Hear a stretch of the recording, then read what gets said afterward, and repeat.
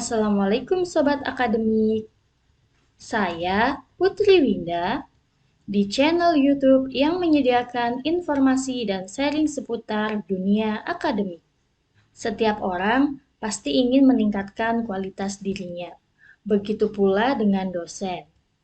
Mulai dari meningkatkan kualitas pelaksanaan tridharma, seperti pendidikan, penelitian, pengabdian, hingga meningkatkan jenjang karir atau jabatan fungsional akademik dosen.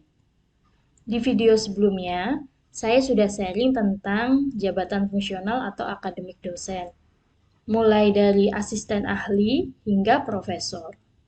Kali ini, saya akan sharing step by step-nya. Semoga informasi ini bermanfaat khususnya untuk dosen-dosen muda. Kita mulai pembahasannya ya. Pertama kali pastinya kita akan melalui proses rekrutmen. Kemudian setelah kita diterima di kampus atau di universitas atau di perguruan tinggi, kita kemudian menjadi dosen tetap. Setelah menjadi dosen tetap, kita bisa mengajukan nomor induk dosen nasional atau NIDN.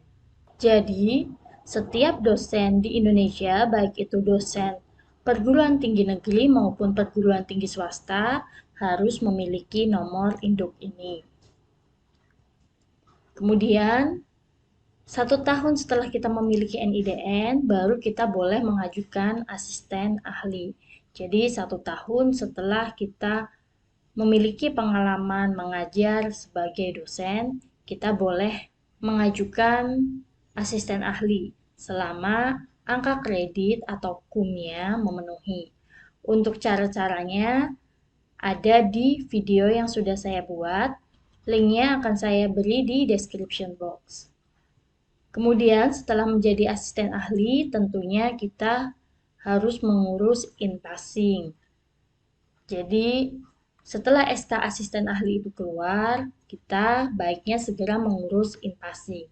Apa itu in-passing? Itu juga sudah dibahas di video sebelumnya.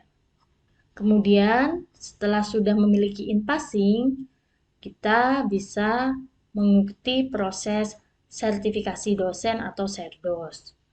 Proses ini bisa kita ikuti setelah kita memiliki asisten ahli atau setelah memiliki lektor, tetapi lebih cepat, lebih baik.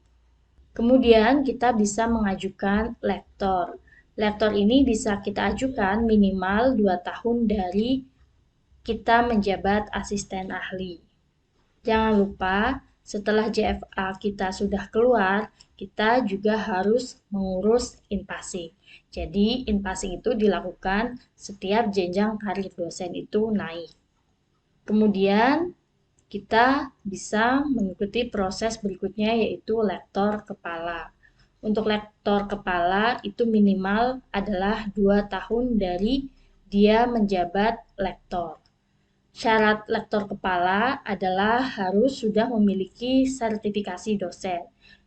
Ini kenapa saya beri tanda panah di sini. Jadi, baiknya sertifikasi dosen kita lakukan setelah kita sudah memiliki JFA minimal asisten ahli atau ketika kita sudah memiliki JFA lektor. Tapi lebih cepat lebih baik karena sertifikasi dosen adalah salah satu persyaratan untuk meningkatkan jenjang karir dosen ke lektor kepala. Kemudian berikutnya adalah profesor.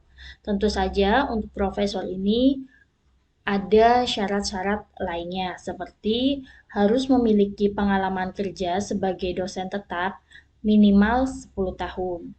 Kemudian harus memiliki kualifikasi akademik doktor atau S3, paling singkat 3 tahun setelah memperoleh ijazah doktor, dan paling singkat 2 tahun menduduki jabatan lektor kepala, serta harus memiliki sertifikat pendidik atau harus sudah lulus serdos.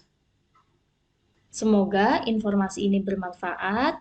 Terima kasih. Sampai jumpa.